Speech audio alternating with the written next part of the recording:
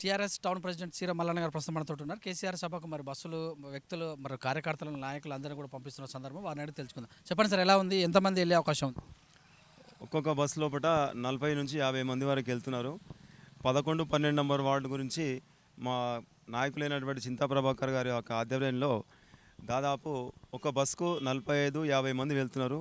మరి వాళ్ళు స్వచ్ఛందంగా ఈరోజు కేసీఆర్ చేసేటువంటి అభివృద్ధి పనులకు ఆకర్షితులై భవిష్యత్ లోపల కూడా ఈ మునుగోడు కాన్స్టిట్యున్సీ మంచి అభివృద్ధి పథకంలో తీసుకుపోవాలనే ఉద్దేశంతో ఒక పెళ్లికి పోయినట్లు కూడా ఆడపిల్లలు మరి పురుషులు కూడా ఒక పెళ్లి కార్యక్రమానికి వెళ్ళినట్లు స్వచ్ఛందంగా వెళ్తున్నారు.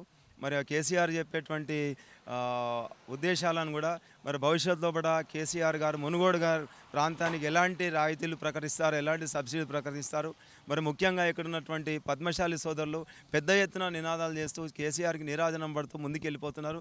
మరి అందరూ కూడా సంతోషంగా, ఉత్సాహంగా, ఉల్లాసంగా ఈ కార్యక్రమంలో పాల్గొని ముందుకెళ్ళిపోతున్నారు. ఏం చెప్పే అవకాశం ఉంది అనుకుంటారు? మునుగోడు గురించి చర్చించే అవకాశం ఉందా? జాతీయ రాజకీయాలు ప్రస్తుతానికైతే మునుగోడు ఎలక్షన్ ఉంది కాబట్టి మునుగోడు ప్రాంతీయ ప్రజలు అనుభవిస్తున్నటువంటి కొన్ని కష్టాలు కానీ, ఇక్కడ ఉన్నటువంటి ఈ చేనేత వర్కర్స్కు జిఎస్టీ కానీ ఆ విషయంలో మాట్లాడవచ్చని ప్రజలందరూ కూడా అనుకుంటున్నారు. గతంలో కేసీఆర్ ఏ సభ పెట్టినా కూడా మోడీని, భారతీయ జనతా పార్టీని విమర్శించడానికి పరిమితమైందని గుస కూడా ఉంది. మరి ఈసారి అలా ఉండే అవకాశం ఉందా? ప్రస్తుతానికి జరుగుతున్న ఎన్నికల దృష్ట్యా మాట్లాడవచ్చని అనుకుంటున్నారు కానీ జాతీయ రాజకీయాల గురించి ఏదో కొద్దిగా మాట్లాడవచ్చు. ఈ ప్రభావం ఎలా ఉంటుంది ఎన్నికలపైన? కేసీఆర్ సభ పెట్టడం వల్ల మునుగోడులో ప్రభావం ఉంటుందా? తప్పకుండా ఉంటుంది. వారు ఇచ్చేటువంటి సొల్యూషన్స్ ఏంది, మరి మునుగోడు అభివృద్ధి కుంటుపడిపోయిన సందర్భంలో మరి కొన్ని ప్రాజెక్టులు కూడా ఆగిపోయినాయి. గతంలో ఉన్నటువంటి రాజగోపాల్ రెడ్డి ద్వారా ఆగిపోయినటువంటి యొక్క కార్యక్రమాలను కూడా ప్రజలకు అందించడానికి ముందుకు వెళ్ళిపోతున్నారు.